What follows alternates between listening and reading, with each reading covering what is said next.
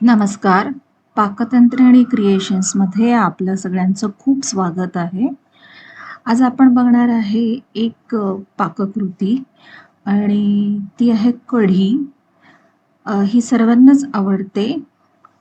आपल्या घरात ताक असेल तर आपण त्याची कढी बनवू शकतो. तर चला बघूया ही कशी बनवायची आहे कढी.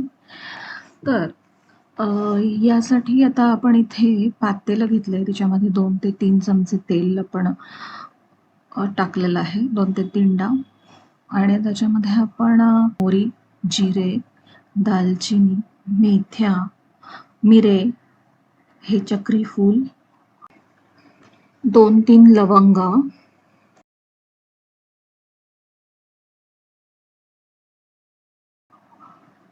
ह्या मेथ्या टाकल्यात आपण इथे, जिरे,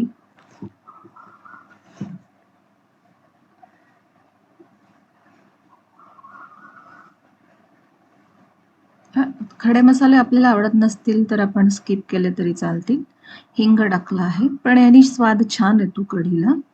तर आपण हे वापरू शकता खडे मसाले. एकदा करून पहा अशा प्रकारे कढी.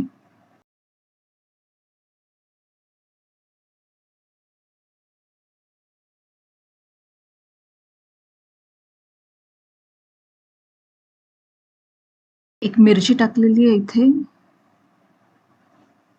आपल्याला जास्त आवडत असल्यास जास्तही हिरव्या मिरच्या टाकू शकतो. कढीपत्ता, भरपूर कढीपत्ता टाकायचा आहे.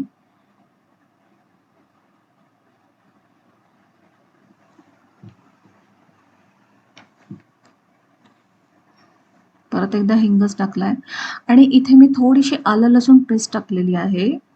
आपल्याला लसूण आवडत नसल्यास स्किप करू शकता आणि फक्त आलं टाकू शकतो आपण.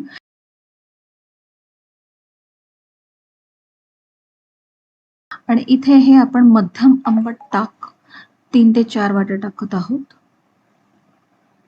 खूप आंबट नसावं ताक आणि अगदी अ, गोडही नसावं, थोडंसं आंबट असावं. तर इथे ही फोडणी अगदी छान दिसते आहे. आपल्याला रंग आवडत असेल तर थोडीशी हळद घालायची ह्याच्यामध्ये. आता हे आपण डाळीचं पीठ पाण्यात कालवून घेतलंय आणि ते टाकलेलं आहे.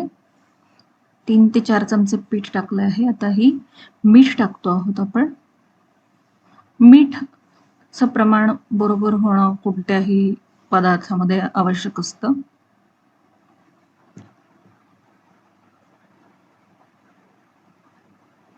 इथे आपण लाल तिखट टाकतो आहोत. साखर टाकली इथे. ताक थोडंसं आंबट असतं त्यामुळे आपण 3 ते 4 चमचे साखर टाकावी.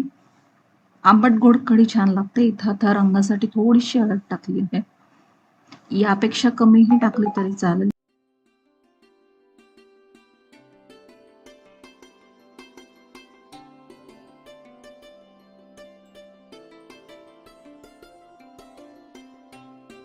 तुपामध्येही फोडणी करतात.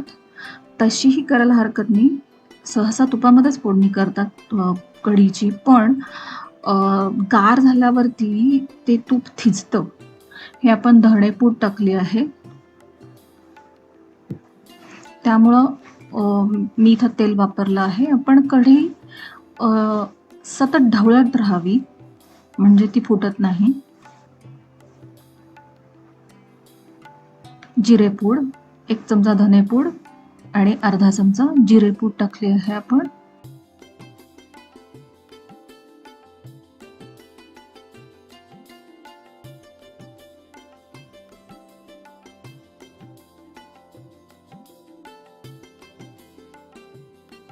आणि आता अजून थोडंसं आलं किसून टाकते आहे मी इथे.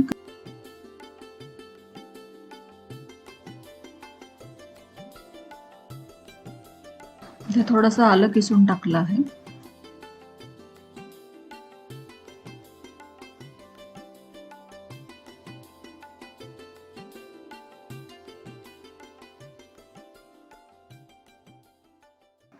ह्याची टीप म्हणाल तर आलं हे हवंच कढीमध्ये. आता इथे मी हिरवी मिरची टाकते आहे, ते तुकडे-तुकडे बारीक करून टाकणार आहे आणि ही कमी तिखट मिरची घेतलेली आहे. म्हणजे ज्या पोपटी रंगाच्या मिरच्या असतात त्या घ्याव्यात, त्या कमी तिखट असतात आणि मिरची जर आपण तेलात जास्त तळली तर तिचा एक खूप तिखटपणा येतो. म्हणजे जो आपण मीठ किंवा साखर या गोष्टींनी बॅलन्स करायला अवघड होतो. त्यामुळं मिरच्या कमीच तळाव्यात तेलामध्ये. आणि अशा प्रकारे टाकला तर मिरची खूप तिखटपणा सोडत नाही.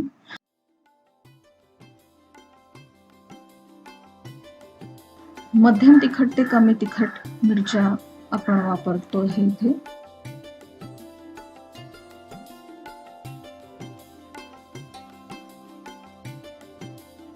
आणि इथे कढी पूर्ण आता झालेली आहे.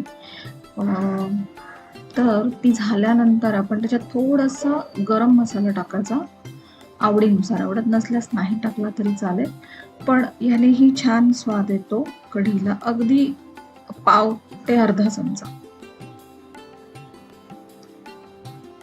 तर अशा प्रकारे आपली छानशी कढी तयार झालेली आहे. ह्याच्यामध्ये आपण कोथिंबीरही टाकू शकतो.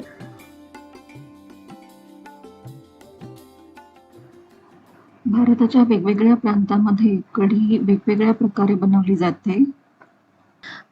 इथे आपण साधारण महाराष्ट्रीय पद्धत बघितली आहे.